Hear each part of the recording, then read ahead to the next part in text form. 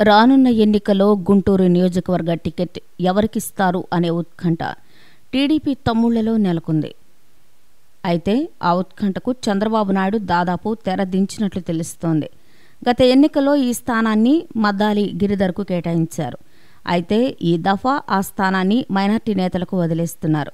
దీంతో ఆ స్థానం నుంచి ప్రముఖ కమెడియన్ అలీని పోటీకి దింపే అవకాశం ఉందని తెలుగు తమ్ముళ్లు చెప్పుకుంటున్నారు.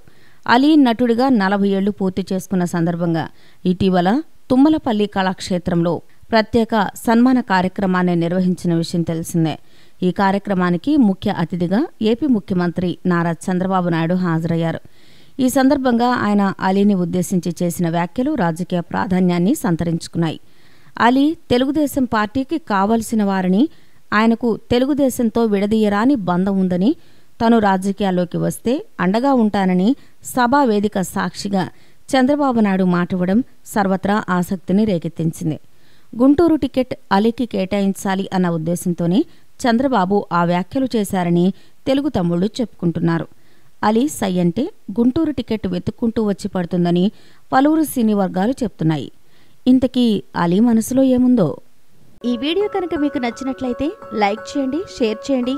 ఇలాంటి లేటెస్ట్ వీడియోస్ కోసం మా ఛానల్ని సబ్స్క్రైబ్ చేసుకోండి.